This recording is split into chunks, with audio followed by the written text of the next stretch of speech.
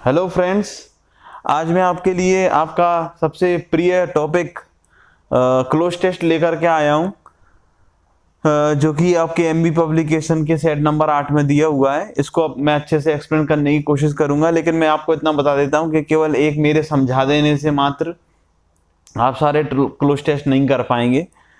केवल एक आपको आइडिया लग जाए और आप अच्छे से समझ पाए कि आपको और क्लोज टेस्ट करने के लिए और बेटर से बेटर नंबर लाने के लिए आपको क्या करना पड़ेगा, इसके लिए मैं एक एक्सप्लेनेशन देना चाहता हूं। आप दो तरीके से इसको सॉल्व कर सकते हैं। इसके दो तरीके होते हैं सॉल्व करने के।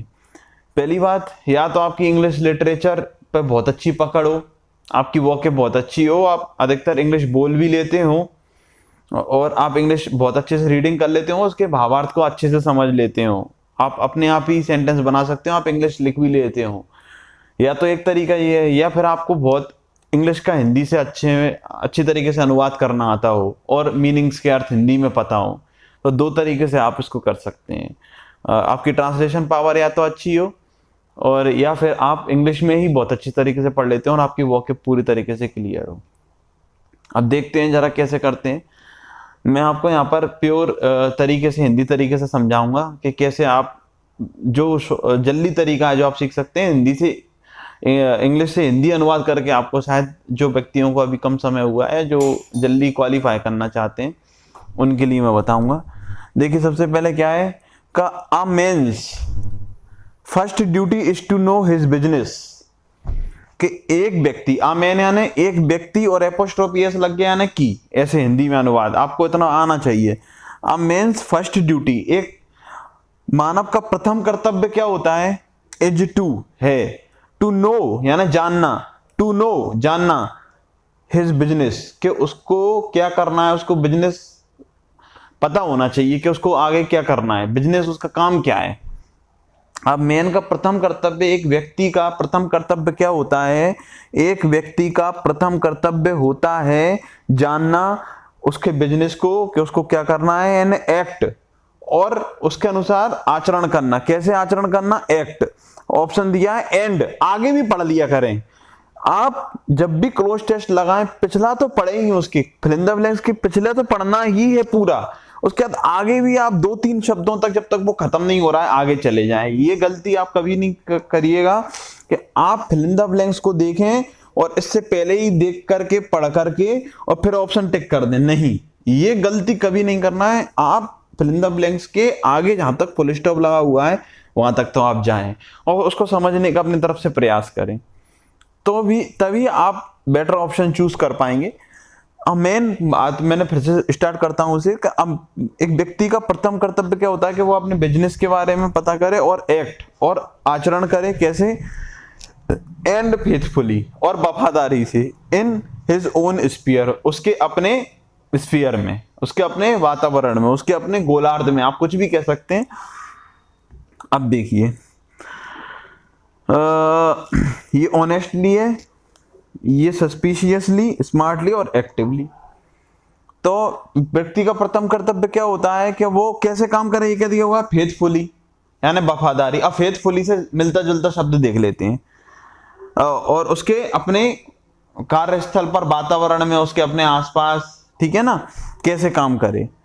देखिए, ऑनेस्टली, सस्पिशियसली, इसको ये नेगेटिव शब्द चूंकि एंड से जब तो वाक्य जुड़े हुए होते हैं तो आप समझ लीजिए कि वो सिमिलर, समानार्थी चीजों को दर्शाते हैं, ठीक है ना। जैसे कि मैंने अपना काम पूरी ईमानदारी और निष्ठा से किया, तो I have done my work honestly and faithfully, वफादारी से किया और ईमानदारी से किया। तो दोनों, जब आप किसी चीज की विशेषता बताते हैं एंड लगा करके, तो दोनों लगभग सिमिलर वर्ड होते हैं, वेरी क्लोज वर्ड होते हैं। पॉजिटिव हैं तो पॉजिटिव होंगे, नेगेटिव हैं तो नेगेटिव होंगे। जैसे कि पॉल्यूशन हैज इफेक्टेड, इफेक्टेड नहीं, affected, pollution has affected men's life adversely and badly, adversely and badly, मतलब बुरी तरीके से। दोनों का मतलब एक ही है, लेकिन समानार्थी शब्द हैं। एंड एक ही चीज है कि बुरी तरीके से। पॉजिटिव, पॉल्यूशन जो है, प्रदूषण ने मानव को बुरी तरीके से और विपरीत तरीके से प्रभावित किया है। तो ऐसा तो नहीं हो सकता ना कि एडवर्सली एंड ब्यूटीफुली, ऐसा तो नहीं हो सकता है, कि बहुत अच्छी तरीके सुंदर रूप से भी उसने प्रभावित किया और बुरे तरीके से, ऐसा नहीं हो सकता कभी भी। ये आप समझ गए होंगे मैं क्या समझाना चाहता हूं। जब दो वाक्य एंड से जुड़े हुए होते हैं और किसी चीज की विशेषता बताते हैं तो अधिकतर उसमें सिमिलर वर्ड्स का प्रयोग किया जाता है। तो देखिए यहाँ पर सस्पिशियसली पहले रूल आउट हो गया। आप रूल आउट के मेथड को सीखें सबसे पहले। सस्पिशियसली रूल आउट हो गया यहाँ से। स्मार्टली का यहाँ पर कोई कंसेप्ट नहीं है, क्योंकि चूंकि वर्ड फेथफुली दिया तो इसी के क्लोज वर्ड होगा, आप समझ लीजिए। एक्टिवली, एक्टिवली और फेथफुली का भी ज्यादा कोई कनेक्शन नहीं दिख रहा है आपको यहाँ पर। सक्रिय रूप से, इसका मतलब संदेहास्पद रूप से, इसका मतलब स्मार्टली यानी स्मार्ट तरीके से आप इसको बोल सकते हैं, अच्छे तरीके से, बेहतर तरीके से। एक्टिवली यानी सक्रिय रूप से, सक्रिय भागीदारी लेकर के, और ऑनेस्टली यानी ईमानदारी से। तो आपको आप पता चल गया होगा फेथफुली और ऑनेस्टली पास ही के शब्द हैं, तो आंसर हो जाएगा इसका, ऑप्शन इसका हो जाएगा ए, ऑनेस्टली। आगे चलते हैं। Many a good intentioned person, बहुत से ऐसे व्यक्ति, many a good intentioned person, many a man का प्रयोग आपने पढ़ा होगा, सिंगुलर वर्ब लेता है। Many a man has participated in this activity, तो सिंगुलर वर्ब होता है। तो मैनी अ गुड, इसलिए पर्सन का प्रयोग किया गया यहाँ पर। पर्सन्स होता तो उसमें से एस हट जाता है, क्योंकि मैनी अ मैन का प्रयोग किया जाता है। क्लियर है कि नहीं है? तो many a good intentioned person, बहुत सारे, many a good intention, intention मतलब इरादतन, जिनका बहुत अच्छा इरादा होता है, जिनका अच्छा इरादा होता है, अननोइंगली यानी अनजाने मन से, अनजाने तरीके से, बिना जान मतलब बिना जाने किसी चीज को, अननोइंगली अनजाने में, वेस्टेज यानी बर्बाद करते हैं, मच ऑफ हिज टाइम उसके समय का अधिकतर भाग। फिर से देख लीजिए कि बहुत सारे जिनके अच्छे इरादतन इनका होता है इरादा, वो व्यक्ति क्या करता है, अनमने ढंग से, अनजाने ढंग से उसका समय बर्बाद कर देता है, समय बर्बाद कर देता है। फिर कॉमा क्या बर्बाद कर देता है, उसकी ऊर्जा बर्बाद कर देता है। और फिल इन द ब्लैंक देखे, सेंसिबिलिटी, और सेंसिबिलिटी बराबर समझदारी, सूझबूझ। सेंसिबिलिटी, सेंसिबल है ना, सेंसिबल पर्सन है, समझदार है। आप में सेंस नहीं है किसी भी चीज को समझने का, बोलते हैं ना सेंस से बना है, सेंसिबल, सेंसिबल समझदारी, सूझबूझ। और इन आइडियोलॉजिकल एंड पैसिव सिंपैथी, आगे भी पढ़ ले, मैंने बताया था कि फिल इन द ब्लैंक्स जब भी आए तो आप आगे तक जाएं उसको पढ़ने के लिए, ना समझ में आए फिर बैक जाएं, फिर फिल इन द ब्लैंक्स को देखें, और फिर आगे जहां तक फुल स्टॉप नहीं हो वहां तक वाक्य को पूरा पढ़ लें।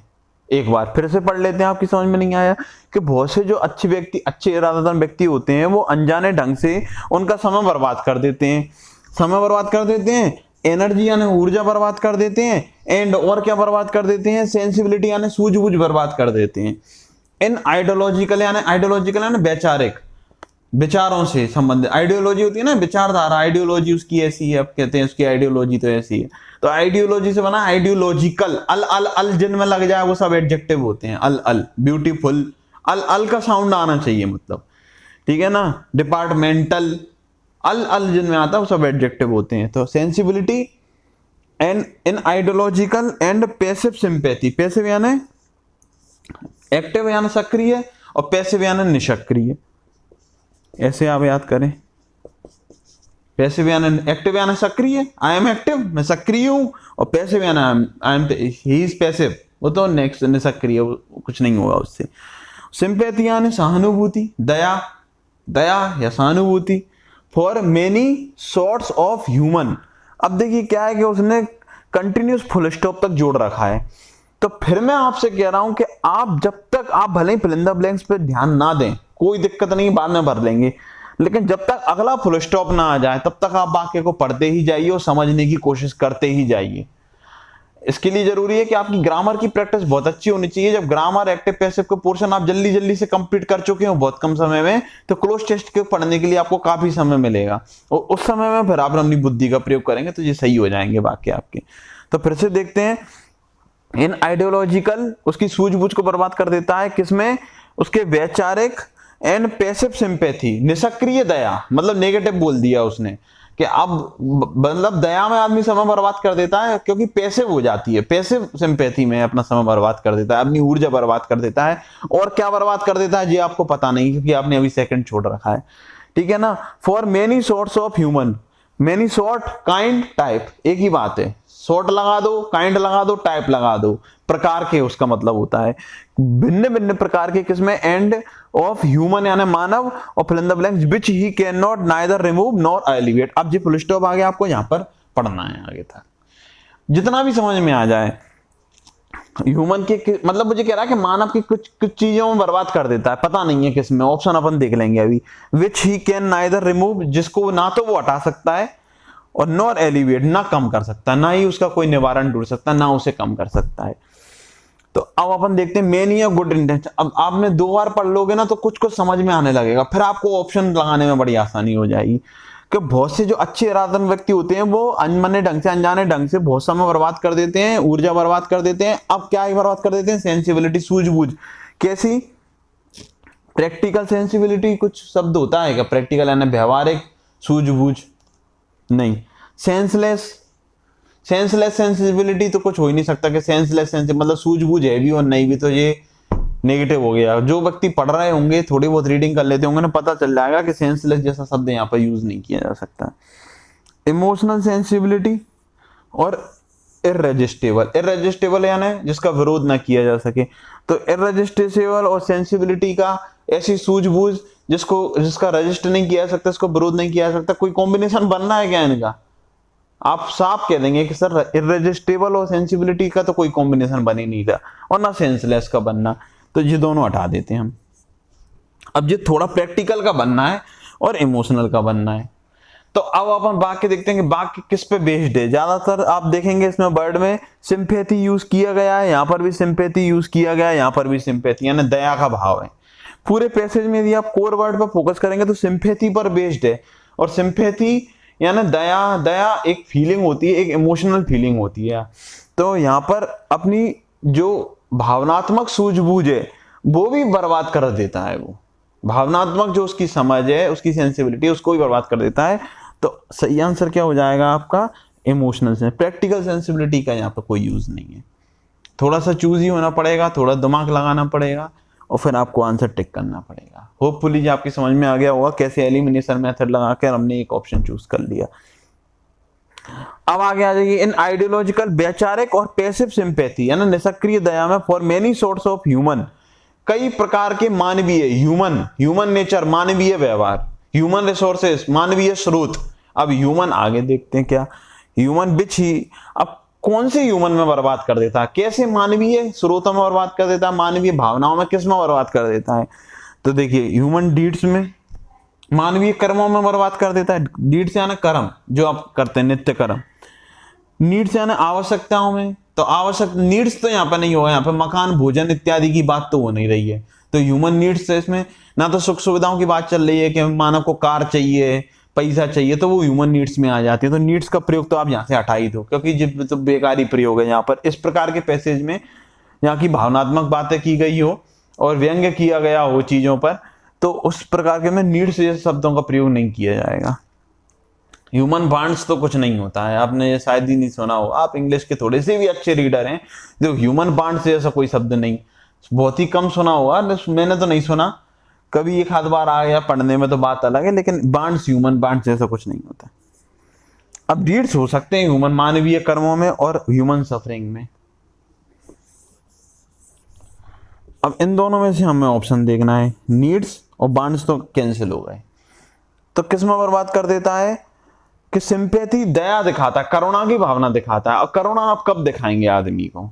आप सहानुभूति कब दिखाएंगे? आप बताइए। मानव के कर्मों में सहानुभूति दिखा सकता है क्या कोई व्यक्ति? आप बताइए। आप कोई मानव कर्म करता है, ठीक है, तो आप उसके कर्मों पर सहानुभूति दिखाएंगे कि उसकी पीड़ाओं पर सहानुभूति दिखाएंगे? बिल्कुल करेक्ट, आप सही कह रहे हैं, आप उसकी पीड़ाओं पर दिखाएंगे। सफरिंग, सफरिंग यानी पीड़ाएं, कष्ट, दुख, तो उसमें मतलब जिसको पैसिव सिंपैथी, जिसकी कोरी सहानुभूति होती है, आप तो कोरी सहानुभूति, घड़ियाली आंसू नहीं सुना क्या आपने? ऐसी कोरी सहानुभूति दिखा रहा है, पैसिव सिंपैथी की बात कर रहा है। तो सफरिंग, सफरिंग आप सहानुभूति किस पर दिखाते हैं? व्यक्ति की पीड़ाओं पर दिखाते हैं, तो ये सफरिंग इसका करेक्ट आंसर हो जाएगा। अब आगे पढ़ते हैं। आप तो यहां तक आ गए जिसको वो ना तो हटा सकता है और ना ही कम कर सकता है, ठीक है। This kind of sympathy is not only useless, इस प्रकार की जो दया है वो जो कह रहा है, मतलब वो गुस्सा हो रहा है एक प्रकार से लिखने वाला कि इस प्रकार की जो सहानुभूति है वो तो यूजलेस है, बेकार है, बट लेकिन एंड मीनिंगलेस टू, मतलब बहुत ही बुराई कर रहा है वो वाक्य में, कि जे मतलब गुस्सा हो रहा है वो, कि ये जो बेकार की सहानुभूति दिखाते रहते हैं। आपको किसी की पीड़ा से कोई मतलब नहीं है, किसी के दुख से कोई मतलब नहीं है, आप स्वार्थी हैं, ये तो मैं पहले ही बता चुका हूं। तो आप झूठी सहानुभूति कर, नहीं भाई यार हो जाएगा तेरा ऐसा वैसा, आप उसकी कोई मदद तो कर नहीं रहे हैं, लेकिन झूठी सिंपैथी दिखा रहे हैं आप उसको। तो लेखक भी यही कह रहा है कि ऐसी सिंपैथी दिखाने का कोई मतलब नहीं है, आप फालतू लोग हो, समय बर्बाद कर रहे हो, ऊर्जा बर्बाद कर रहे हो, हैं आपकी सेंसिबिलिटी बर्बाद कर रहे हो, आप आपकी इमोशनल सेंसिबिलिटी का आप मजाक उड़ा रहे हो, ठीक है। और इस प्रकार की जो सिंपैथी है वो ना केवल यूजलेस है, नॉट ओनली कह रहा है, देखिए मैं पढ़ना भूल गया था, एक ही वाक्य आप नहीं पढ़ेंगे तो गड़बड़ हो जाएगी, ढंग से पढ़ी मैंने नहीं पढ़ा, गड़बड़ हो गई थी। This kind of sympathy is not only, ना केवल, अब इसका मतलब वो बुराई बुराई करने वाला है, यदि ना केवल लगा रहा है किसी बात, वो तो ना केवल बेकार लड़का है बल्कि बहुत अच्छा लड़का है, ऐसा वाक्य कभी जीवन में नहीं बन सकता, हिंदी में ही गलत है। वह ना केवल बेकार है बल्कि बहुत घटिया भी है, ये वाक्य आप कह दोगे हाँ सर ये तो सही है। तो इस प्रकार तो आगे बुराई करने वाला है, इतना तो आपको क्लियर हो जाना चाहिए। तो इस प्रकार की जो सहानुभूति है वो ना केवल यूजलेस है बल्कि, और अपन को नहीं पता क्या है, लेकिन अर्थहीन भी है। मीनिंगलेस यानी अर्थहीन, मीनिंग यानी मतलब निकालो, और मतलबहीन, मीनिंगलेस यानी मतलबहीन, और टू यानी भी। इसमें एक गलती भी है, नॉट ओनली बट ऑल्सो का प्रयोग किया जाना चाहिए, लेकिन अब वो तो एरर जहां आती है वहीं आती है, बाद बाकी नॉट ओनली के साथ बट ऑल्सो का प्रयोग होता है, लेकिन यहाँ पर टू का प्रयोग कर रखा है, तो ठीक है। अब अपन को ये गलती तो सही नहीं करनी, अपन को यहाँ पे ये देखना है। बट अब क्या है, ऑप्शन कहाँ गए, हाँ ये अनइमेजिनरी, इमेजिनरी यानी काल्पनिक, और अनइमेजिनरी यानी अकाल्पनिक, ऐसे आप हिंदी में इसका अनुवाद निकाल सकते हैं थोड़ी बहुत भी, यदि आपकी हिंदी अच्छी है तो। अकाल्पनिक। अनप्रोडक्टिव यानी अफलदायक, प्रोडक्टिव यानी फल देने वाली, जो भूमि होती है खेती किसानी वाली प्रोडक्टिव होनी चाहिए, उपजाऊ होनी चाहिए, तो अनउपजाऊ अनप्रोडक्टिव, जिसका कोई फल ना हो। थॉटफुल यानी विचारों से युक्त, और थॉटलेस यानी विचारों से हीन, थॉटलेस यानी जिसका कोई मतलब ही ना हो। तो सिंपैथी ये तो अर्थहीन भी है, यूजलेस भी है, और क्या है, तो अकाल्पनिक, तो ये तो फालतू बात हो गई, यहाँ पे अकाल्पनिक तो नहीं हो सकती, तो ये तो हट गया। अब अनप्रोडक्टिव देख लेते हैं। थॉटफुल तो हो नहीं सकती, क्योंकि थॉटफुल तो पॉजिटिव वर्ड है, मतलब सोच से युक्त। थॉटफुल आपको पता है पॉजिटिव अर्थ देता है, कि थॉटफुल व्यक्ति है, मतलब विचार उस पर किया जा सकता है। तो यहाँ पर तो नेगेटिव बातें कर रहा है, कि बेकार है, अर्थहीन है, तो मतलब बुराई ही करेगा, तो थॉटफुल तो आ नहीं सकता। अब दो बचे थॉटलेस और अनप्रोडक्टिव, जो दोनों नेगेटिव अर्थ दे रहे हैं। तो जो सिंपैथी है वो थॉटलेस तो हो नहीं सकती। अब देखिए मैं समझाता हूं आपको, कोई भी सिंपैथी आप दिखाते हैं तो उसका कोई मतलब निकलना, ऐसी सहानुभूति दिखाइए जिससे वो व्यक्ति खुश हो जाए, उसका कुछ रिजल्ट निकले, वो प्रोडक्टिव हो सके, उसका कोई उत्पाद सामने आ सके, उसका कोई फल सामने आ सके। और यदि आप ऐसी सहानुभूति दिखा रहे हैं जो कि पैसे, बार बार कह रहा है पैसे वे फालतू की है जो सिंपैथी, घड़ियाली आंसू है जो सिंपैथी, तो वो अनप्रोडक्टिव होने वाली है। तो unproductive is an appropriate word है। सो यहाँ पर क्या लगा देंगे हम, अनप्रोडक्टिव, थॉटलेस को भी कैंसिल कर देते हैं, क्योंकि थॉटलेस सिंपैथी थॉटलेस नहीं हो सकती, अनप्रोडक्टिव जरूर हो सकती है ऐसी। आगे देखते हैं habitual indulgence. Indulge in preposition का प्रयोग किया था इंडल्ज वर्ब के सामने, ठीक है ना। और इंडल्ज से बना इंडल्जेंस यानी लिप्तता, इंडल्ज यानी लिप्त रहना, और इंडल्जेंस यानी लिप्तता। हैबिचुअल यानी आदतन, आदतन किसी चीज में, मतलब किसी चीज को गले लगा लेना, उसकी आदत डाल लेना, उसमें लिप्त हो जाना। In this kind of sympathy, इस प्रकार की सहानुभूति, मतलब जो उस व्यक्ति की आदत ही होती है कि वो सहानुभूति दिखाता रहता है, हैबिचुअल आदतन दिखाता है, उसकी लिप्तता हो जाती है, आसक्ति हो जाती है उसकी।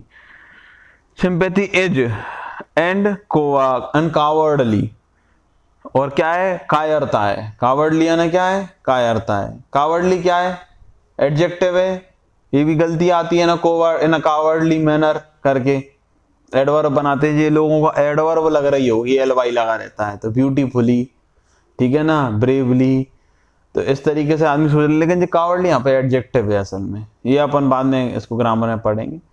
कावर्डली तो यहाँ पर एडजेक्टिव है, तो कायरता है, इस प्रकार की चीजों में आदतन लिप्त हो जाना। और क्या है, इनएविडेंट है, एविडेंट यानी साफ, एविडेंस से बना एविडेंस यानी सबूत, मतलब साफ हो गया कि उसने कुछ किया है, तो एविडेंस हो गया। एविडेंट एडजेक्टिव है जो कि साफ होता है, इसका मतलब क्लियर कट, और इनएविडेंट यानी जो साफ नहीं है। तो यहाँ पर साफ वाफ की तो बात ही नहीं कर रहा है, तो ये इनएविडेंट हट गया।